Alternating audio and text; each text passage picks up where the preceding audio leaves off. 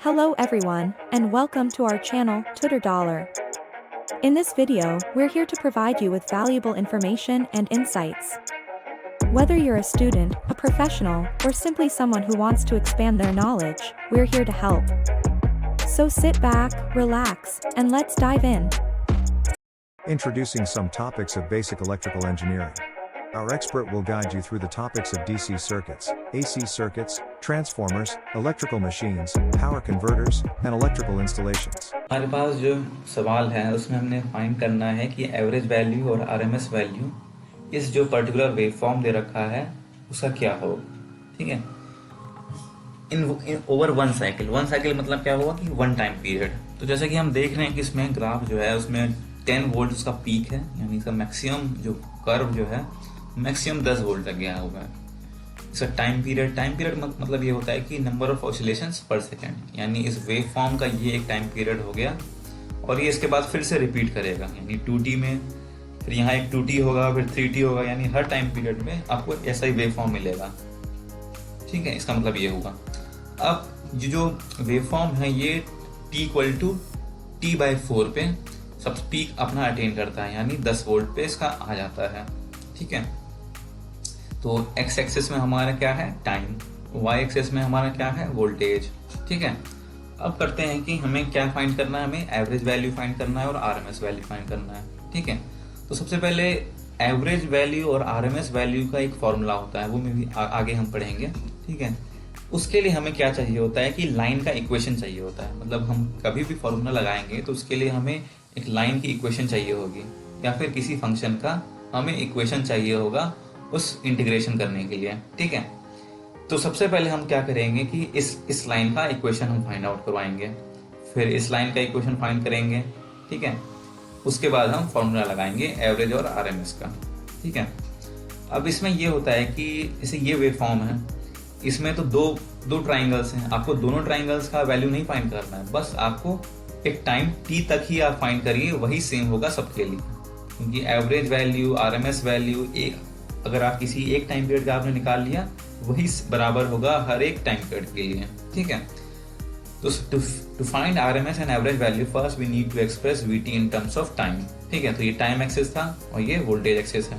ठीक है, अब स्लोप ऑफ लाइन क्या होगा, स्लोप ऑफ लाइन होगा क्या होता है कि हम y/x होता है। ठीक है, तो हम मान चलिए 0 से t4 पे हमें इस लाइन का एक्सिस स्लोप निकालना है। तो स्लोप कैसे होगा, ये फाइनल वैल्यू क्या है, मान चलो कि यहाँ पर ये लाइन है, यहाँ से शुरू हो रही है 0 से और खत्म कहाँ हो रही है 10 वोल्ट्स पे वाई एक्सिस में। ठीक है, तो वाई एक्सिस का फाइनल पॉइंट क्या है 10 वोल्ट्स, वाई एक्सिस का इनिशियल पॉइंट क्या है 0, तो यहाँ पे फाइनल कितना है 10 - 0।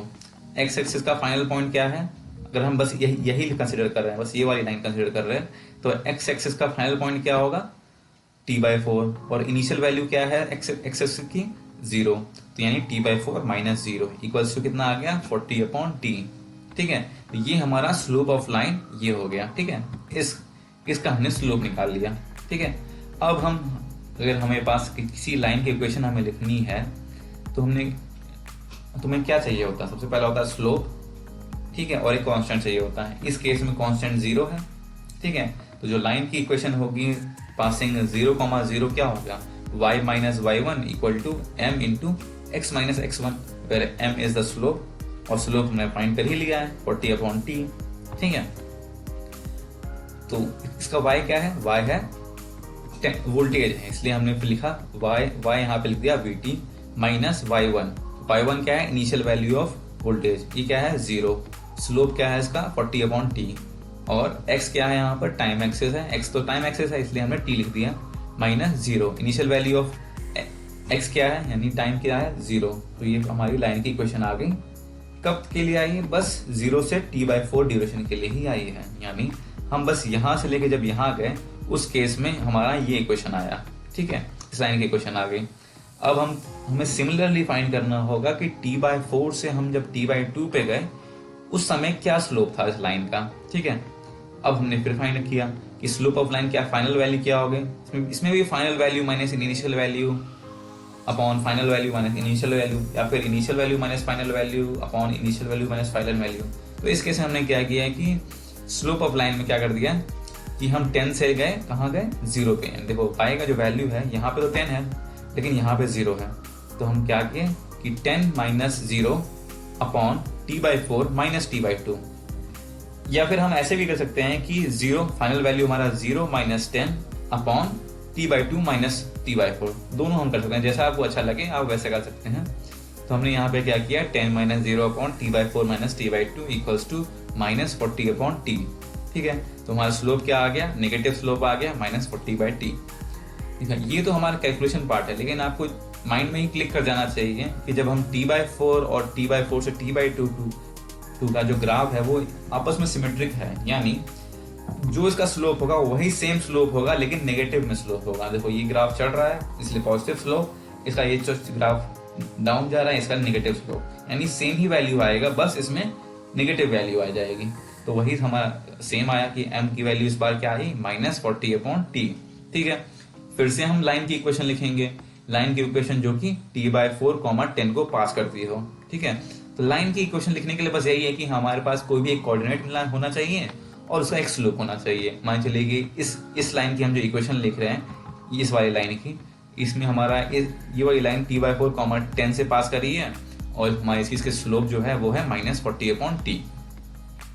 तो इसमें y क्या हो गया, vt minus 10 equals to minus 40 upon t into t minus t/4। x1 क्या हो गया हमारा, इनिशियल वैल्यू, जो इनिशियल वैल्यू जहां से लाइन पास कर रही है, यानी t/4, x कोऑर्डिनेट इसका यही हो गया t/4।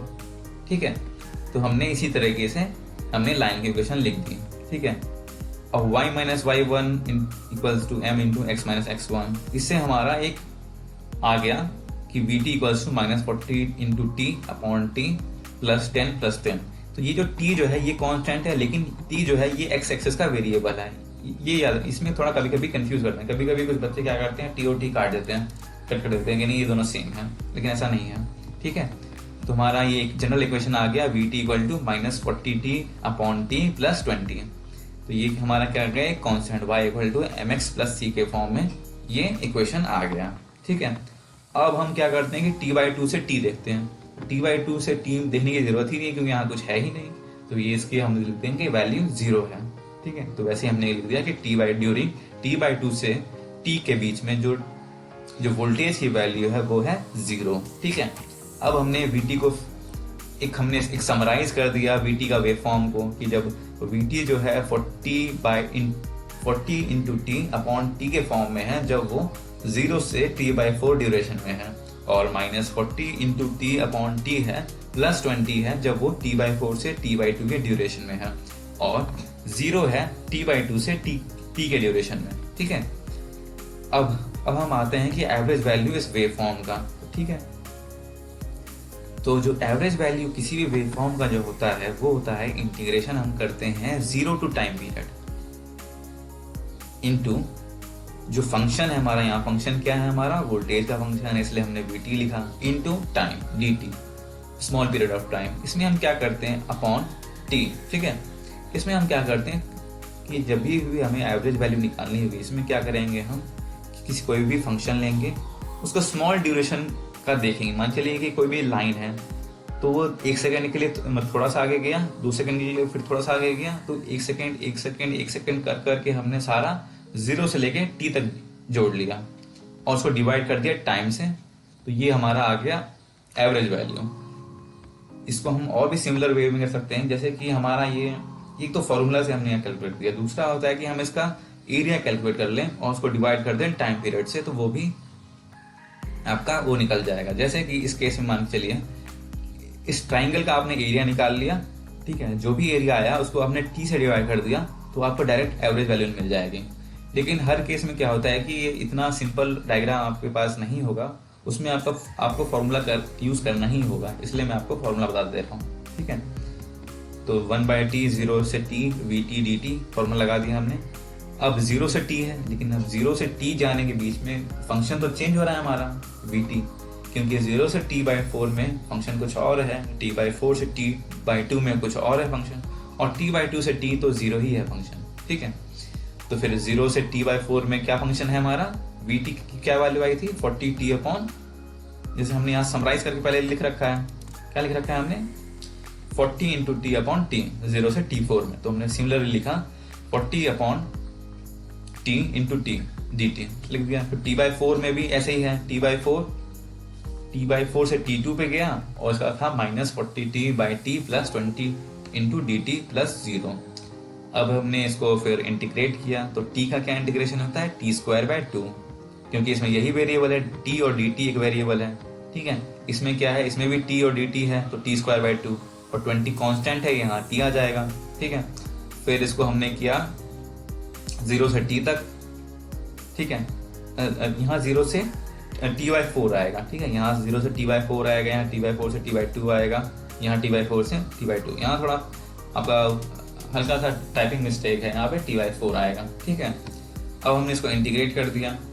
इंटीग्रेट करने के बाद हमने इसको फिर सिंप्लीफाई कर दिया, ठीक है। जैसे आप इंटीग्रेशन जैसे आपने 11th-12th में आपने सीखा होगा, वही सिमिलरली आप इसको भी आप करेंगे, ठीक है। तो 0 से लेकर t/4 है, तो यानी t² का स्क्वायर बाई 2 -1 -0 हो गया। फिर ऐसे करके सिमिलरली हमने आगे का भी किया। फिर हमने फिर इसको सिंप्लीफाई किया, ठीक है, 1/t इंटू 5t/2। फिर आंसर कितना आया हमारा 5 वोल्ट आया, ठीक है। अब निकालते हैं इसका RMS वैल्यू, ठीक है। RMS के लिए क्या फॉर्मूला होता है कि जो फंक्शन है उसका हम स्क्वायर करेंगे, उसको dt से मल्टीप्लाई करेंगे और इंटीग्रेशन करेंगे 0 से 1 टाइम पीरियड तक 1/t, और उसका हम स्क्वायर रूट ले लेंगे, ठीक है। तो वैसे ही हमने किया कि फंक्शन का हमने स्क्वायर किया है, 0 से t/4 तक ले गए हैं, t/4 से t/2 तक ले गए हैं, t/2 से t तक ले गए हैं, और फंक्शन का स्क्वायर किया है, और उसके बाद उसको हाफ क्या है डिनोट कर रहा है, स्क्वायर रूट हमने कर रखा है और 1/t से डिवाइड कर दिया, ठीक है। फिर हम उसको स्प्लिट करेंगे। dt हमारा क्या था 40t/t था, तो हमने 40t/t का स्क्वायर किया। फिर वैसे ही ये भी था -40t/t प्लस 20 dt था, तो इसका भी हमने स्क्वायर किया प्लस 0, क्योंकि t/2 से t तक हमारा वेव फॉर्म 0 है, ठीक है। तो जब हमने स्क्वायर किया तो 40/t का स्क्वायर होगा, यहाँ t² आ गया, ठीक है। इस केस में तो फिर a प्लस बी का स्क्वायर लग जाएगा, यानी a² plus b² plus 2ab, इस टाइप से लग जाएगा, ठीक है। क्योंकि ये फंक्शन ही ऐसा है कि इसमें t भी है और 20 भी है, ठीक है। तो वैसे ही हमने किया कि a² plus b² plus 2ab कर दिया इसका। फिर हमने क्या किया कि अब इसका इंटीग्रेशन किया, तो t² का क्या इंटीग्रेशन होता है t³/3। इधर क्या है t² है, यानी इसका भी t³/3 आएगा। इधर t है यानी t²/2 आएगा। यहाँ कुछ नहीं है, कांस्टेंट है, यानी इसका t आएगा। और फिर जैसे कि ये वाला पार्ट है, तो इसमें हमने क्या किया कि 0 से t/4 पुट कर दिया वैल्यू, और ये वाला पार्ट है क्योंकि इसका इंटीग्रेशन में ही t/4 से t/2 तक है, इसलिए हमने यहाँ पे किया t/4 से t/2 तक, यानी पहले इसमें t/2 रखेंगे, पुट करेंगे, यानी t/2 का क्यूब अपॉन 3 माइनस फिर t/4 का क्यूब अपॉन 3, ऐसे करेंगे, ठीक है। सिमिलरली हम इसको ही ऐसे कैलकुलेट करेंगे, या आप पेन पेपर पर आराम से आप कर सकते हैं कैलकुलेट, ठीक है। फिर हमने जब कैलकुलेट किया, इसको थोड़ा और सॉल्व करने के बाद हमने इसको सिंप्लीफाई किया और t कट गया, ठीक है। और फिर बाद में हमारा जो आंसर आया वो आया 4.082 वोल्ट्स, ठीक है। तो यही था हमारा इस क्वेश्चन में, इस वेव फॉर्म में। तो इसमें सबसे एक बात और ध्यान देने वाली है कि हमें सबसे पहले कोई भी वेव फॉर्म अगर आप देखो आगे से, तो सबसे पहले आप उसका टाइम पीरियड देखो कि कहाँ किस टाइम पीरियड के बाद वो वेव फॉर्म रिपीट कर रहा है।